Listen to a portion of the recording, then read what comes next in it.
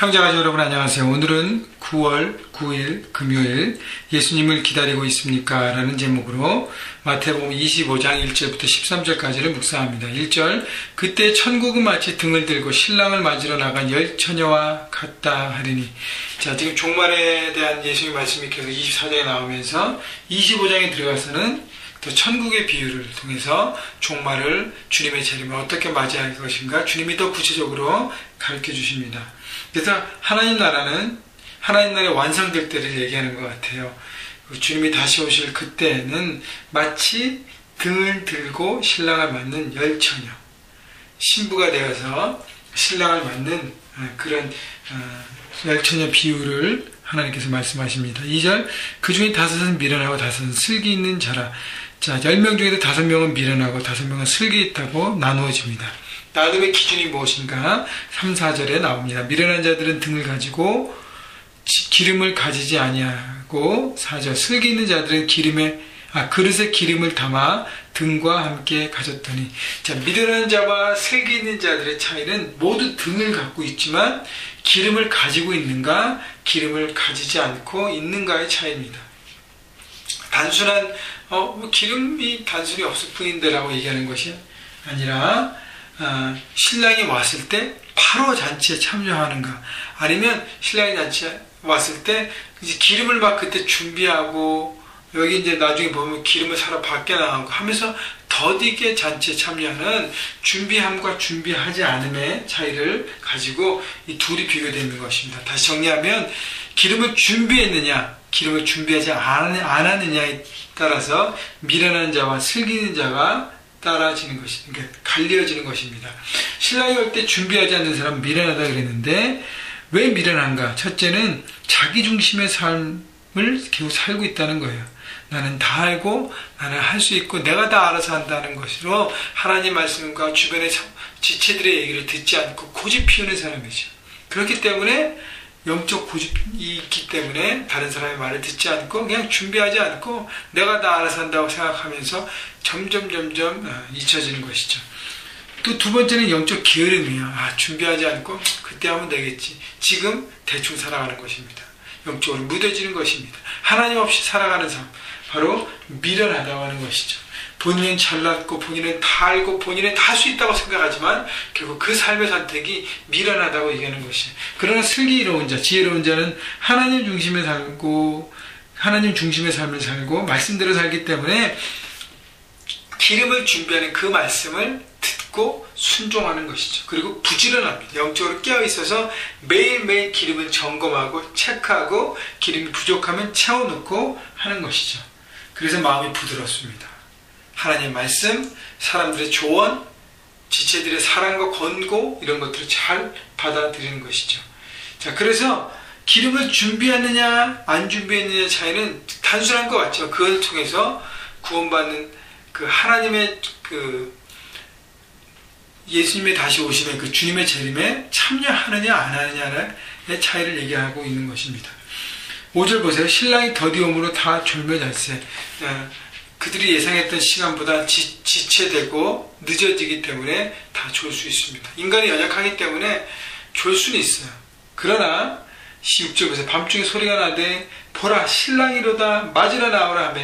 여러분 예수님이 다시 오시면 모두가 알 수 있어 없어요? 다 들려지고 보여진다는 것입니다. 예수님은 숨어서 오시는 것이 아니라 영광 중에 구름을 타고 모든 사람들이 볼 수 있게끔 주님은 다시 오십니다. 그때 7절 이에 그 처녀들이 다 일어나 등을 준비할세. 8절 미련한 자들이 슬기 있는 자들에게 이르되 우리 등불이 꺼져가니 너희 기름을 좀 나눠달라 하거늘. 8절 슬기 있는 자들이 대답하여 이르되 우리와 너희가 쓰기에 다 부족할까 하노니 차라리 파는 자들에 가서 너희 쓸 것을 사라 하니. 자, 미련한 자들이 기름이 부족하니까 준비 안 했기 때문에 기름이 꺼가지고 자신들의 등불이 꺼져가니까 그때 빌리려고 합니다. 슬기 있는 자는 나눠줄 수가 없죠. 왜냐하면 나눠주면 모두가 망하기 때문에. 자, 그래서 밖에 살아갑니다. 10절 그들이 살아간 사이에 신랑이 오므로 준비했던 자들은 함께 오는 잔치에 들어가고 문은 닫힌지라. 자, 준비한 자들은 잔치에 들어가는 것이죠. 그리고 문이 닫힙니다. 하나님의 나라는요 모든 사람에게 열려있어요. 그때 열려있는, 그러나 때가 되면 닫히고 모든 사람이 올 수 없는 때가 오는 것입니다. 여러분, 지금은 열려있는 때예요. 하늘의 문이 열려있는 때입니다. 그래서 복음을 나누고 하나님을 소개하고 주변 사람들에게 모두 하나님 나라에 참여하기 위해서, 구원받은 하나님의 자녀가 되게 하기 위해서 초청해야 할 때인 것입니다. 여러분, 미련한 자는요, 그때 깨닫고 기름을 준비하니까 너무 늦었어요. 주님이 오시는 그 순간에 이미 늦은 것이, 주님이 다시 오시기 전에 빨리 깨닫고 하나님의 자녀가 되고 어둠에서 빛으로 나와야 하는 것입니다. 11절 그 후에 남은 처녀들이 와서 이르되 주여 주여 우리에게 열어주소서. 12절 대답하여 이르되 진실로 너희에게 이르노니 내가 너희를 알지 못하노라 하였느니라. 문 밖에서 슬피 울며 이를 가고 있다는 것이죠. 버려질 수밖에 없는, 그 노아의 방주에 타지 못하는 모든 사람들 다 버려지지 않았습니까? 방주에 문이 열려있지만 때가 되면 문은 닫힌다는 것입니다. 13절 그래서 깨어있으나 너희는 그날과 그때를 알지 못하니라. 왜 때를 알려주시지 않는지 여기 해답이 있어요. 왜? 항상 깨어있게 하기 위해서. 때를 알려주면 지금은 기름을 준비하지 않다가 막판에 막 준비해서 모든 사람이 그렇게 하는 어떤 완악함을, 인간의 완악함을 예수님이 아시기 때문에, 하나님이 아시기 때문에 때를 아예 안 가르쳐 주신 것입니다. 여러분, 때를 알지 못하기 때문에 어떻게 해요? 순간순간 매일매일 준비하며 사모하는 마음으로 바라보아야 하는 것입니다. 여러분, 항상 깨어있는데요, 우리 자세는요, 신랑을 맞이하는 신부의 마음이 어떻겠습니까? 기다리고 신랑을 사모하고 바라보는 마음, 여러분, 그 마음으로 주님을 기다리라는 것이에요. 여러분, 예수님 오늘도 기다리는 삶을 살고 계십니까? 뭐 오시겠지, 알아서 오시겠지. 여러분에게 대충 살면 안 되는 것이고, 주님이 오시면 바라보고 땅의 것이 아니라 하늘의 것에 대한 소망을 두어주셔야 돼요.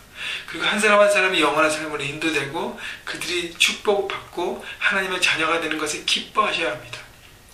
여러분, 이 영적인 일, 또 여러분 삶의 현장에서 여러분이 말씀대로 살아가면서 하나님의 원리대로 순종하면서 그 영역이 하나님 나라의 영역으로 점점 바뀌어가는 것을 바라보고 소망하셔야 합니다. 그런데 가장 중요한 것은 주님을 사모하기 때문에 그 일을 하는 것입니다. 주께서 말씀하셨기 때문에. 여러분, 주님을 사랑하는 마음, 하나님을 사랑하라, 지난주 설교에도 나눴지만 사랑하는 마음이 있을 때 주님이 오시면 기다리며 소망하며 우리의 삶의 선택에서도 무엇을 선택할지, 보여지는 육의 것인가 아니면 영원한 하나님의 나라의 것인가, 여러분 선택도 달라지게 될 것입니다. 여러분, 기름을 준비하십시오. 기름을 준비한다는 것은 마지막 때를 바라보고 오늘도 말씀을 잘 듣고 열린 마음으로, 부드러운 마음으로 하나님의 말씀과 하나님의 뜻을 내 삶 가운데 투영하고, 그리고 영적으로 부지런하게 순종하고 움직이는 것입니다. 여러분, 오늘도 그것을 선택하셔서 풍성한 하나님의 축복을 누리시고요, 마지막 때를 준비하고 항상 깨어있는 여러분 모두가 되시기를 주님의 이름으로 축원합니다.